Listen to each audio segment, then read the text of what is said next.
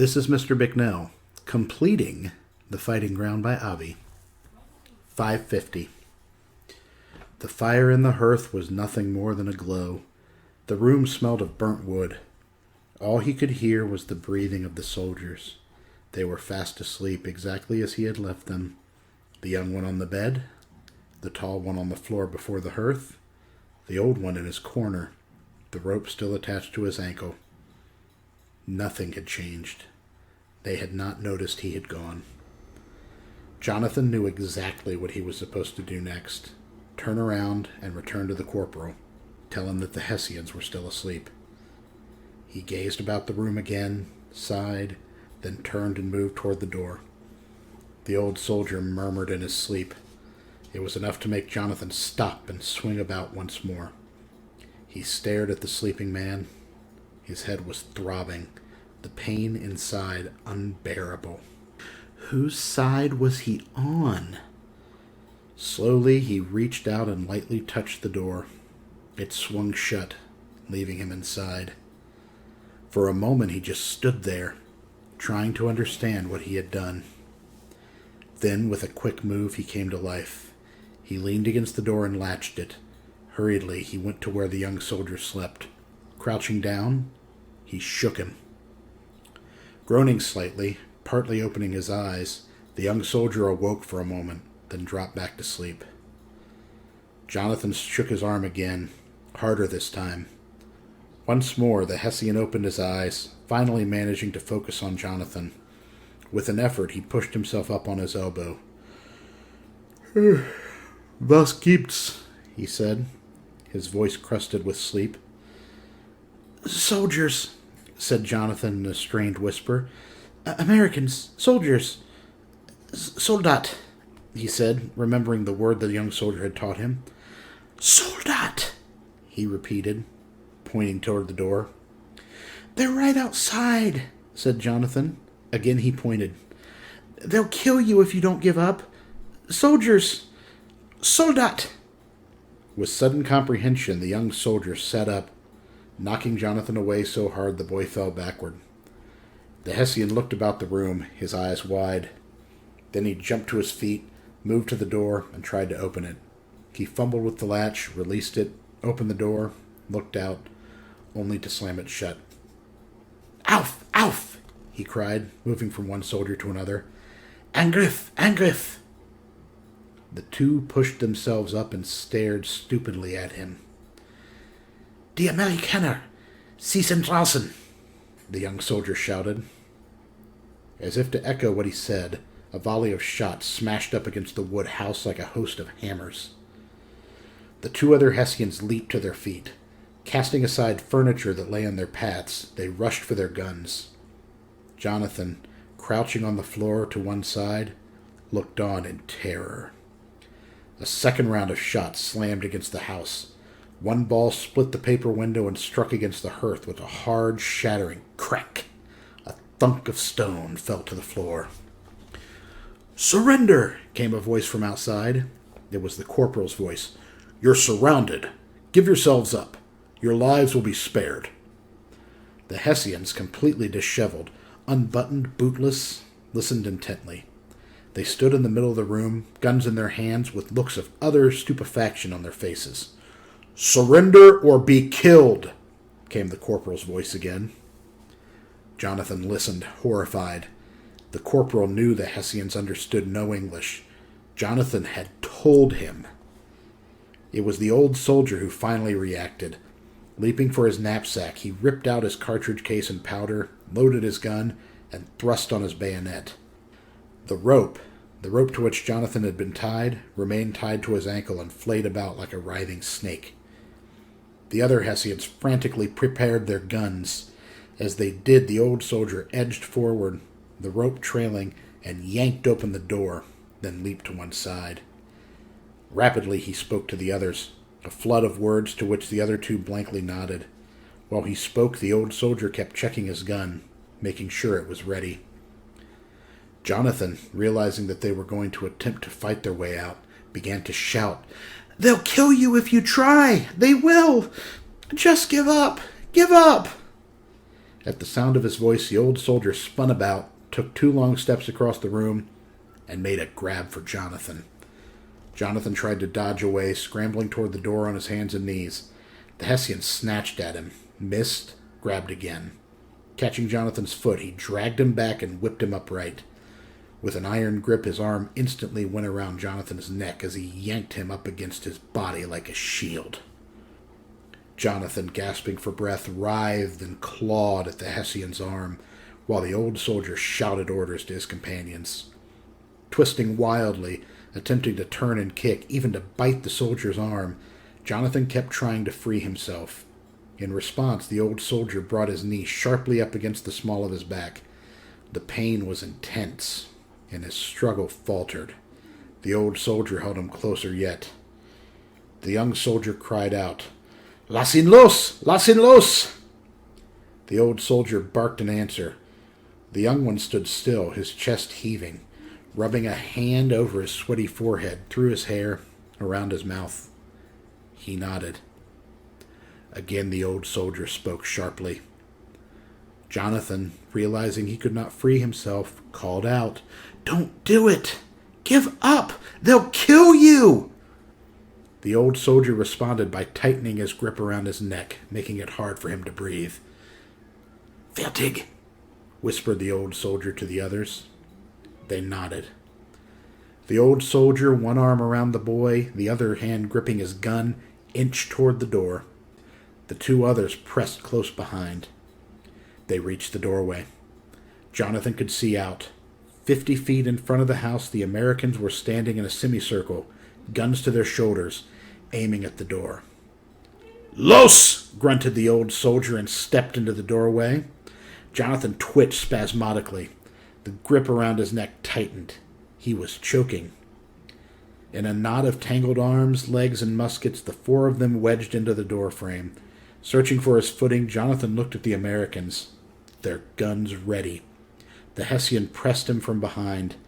They edged out to the porch and stood on the top step. In a last desperate effort, Jonathan twisted violently, butting his head into the old soldier's chest. For an instant, the Hessian lost his grip. Jonathan wildly struck out with his arms.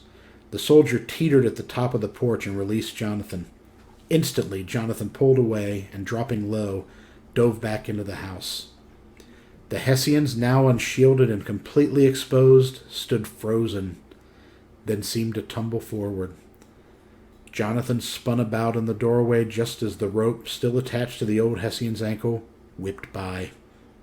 Impulsively, Jonathan reached out and tried to hold it. He held it for less than a second. The burn of its passing seared his hand. The old Hessian tripped, and so close was he to the other 2, so entangled, that they too fell. There was a roar of shots, and then silence.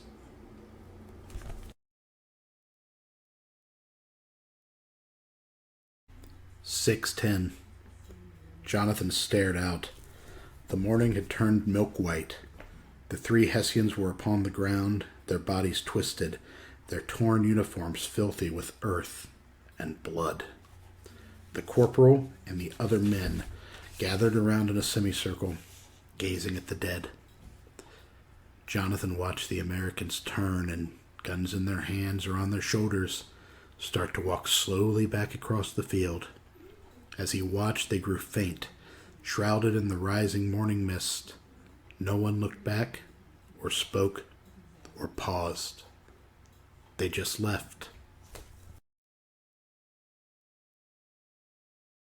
6:13.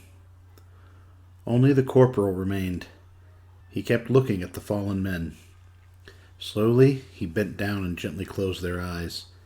Then he gathered up their guns. When he stood, he became aware that Jonathan had come from the house and was close by. They looked at one another. "You tried to save them, didn't you?" said the corporal. "Yes." "They would have killed you." "They didn't." The corporal looked beyond Jonathan to the house, then to the line of retreating men, then to the rising sun. He seemed to speak to the air. "They killed one of ours yesterday. and you don't know how many others before.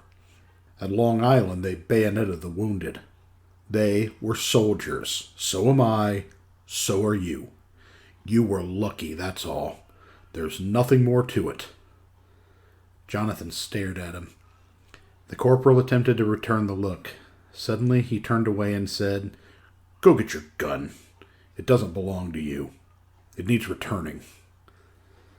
Heavily, Jonathan turned and went back inside the house. It took time for him to find his gun, buried as it was beneath the rubble of the room. Slowly, he pulled it clear and grasped it in his hands. He looked down at it. Then, lifting it, holding it by the barrel, he swung it over his head. With the surging strength of his exploding rage, he brought it down against the stone hearth. The shot shot through his bones. The gun almost fell from his grasp, but now his rage had seized him completely, pouring through him. Gripping the gun even tighter, he began pounding it against the stones, again and again and again. The gun stock splintered. The metal bent and burst. Pieces flew in all directions. He fell to his knees, sobbing. Jonathan felt a hand tighten on his shoulder. "Come," said the corporal. "It's time to go."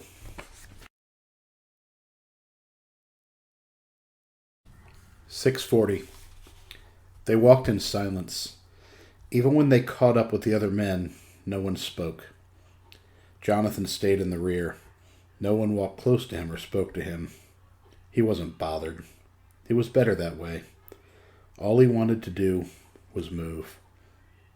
When they reached the camp, a wounded man who had remained there asked what had happened. "They tried to get away," said one of the men. "Tried to fight when we offered surrender." "Fools." Jonathan looked about for the boy and the Frenchman, only to remember that they had long gone. The men gathered up their things and headed north, leaving the camp behind. As they walked, they moved in small groups of 2s and 3s. Jonathan went alone. At one point, the corporal came and attempted to march by his side. Instantly, Jonathan stopped. The corporal stopped too. "Leave me alone," said Jonathan. The corporal, momentarily flustered, started to say something, stopped, and walked away. And it was only then that Jonathan wondered what had happened to his horse. But after that, Jonathan was left to himself.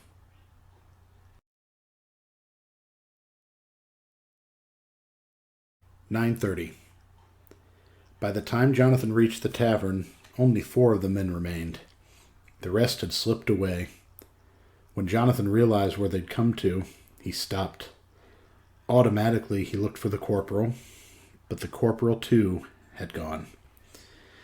The tavern keeper, grinning broadly, ran out to meet them, shaking hands all around. "Beat them, did you?" he cried. "A famous victory, gentlemen. A drink to celebrate our victory." Only one of the men accepted. After a few moments, the tavern keeper realized that Jonathan was there. "Ah, you," he said.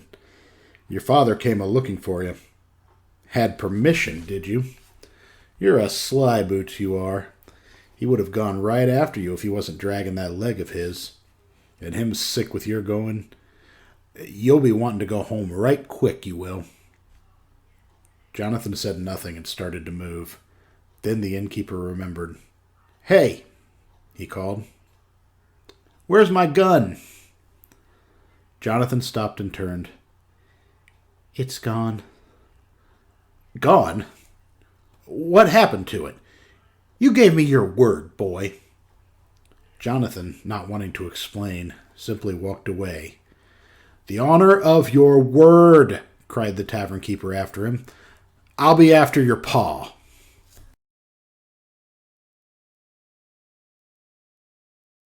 "10:30. Jonathan reached home. When he stepped into the clearing before their house, no one was about.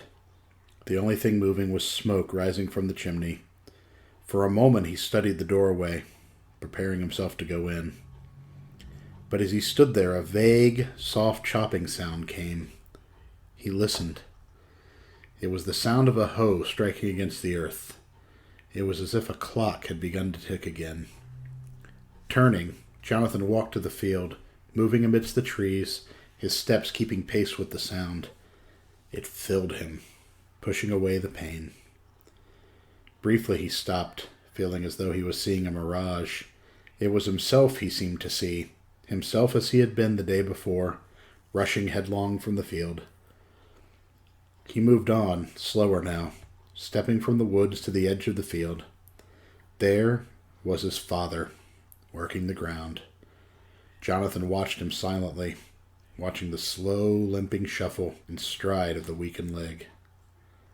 Something made his father stop and look around, until his eyes rested on Jonathan. For a moment the two merely looked at one another, as if each needed to be sure the other was truly there. Then, like a flame rekindled, Jonathan saw the fear in his father's eyes. "Were you hurt?" his father stammered. Jonathan, unable to talk, shook his head. "No." His father let out a long breath. "Praise God," he said. "I am glad, so glad, boy." And he smiled.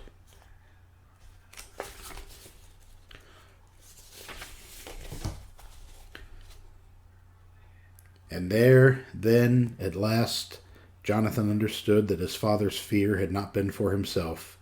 No, it was for Jonathan, that he might be spared. And suddenly, Jonathan understood more, understood the most important thing, that he had indeed been spared. Oh, how glad he was to be there, and alive. Oh, alive. This has been Mr. Bicknell, reading The Fighting Ground by Avi.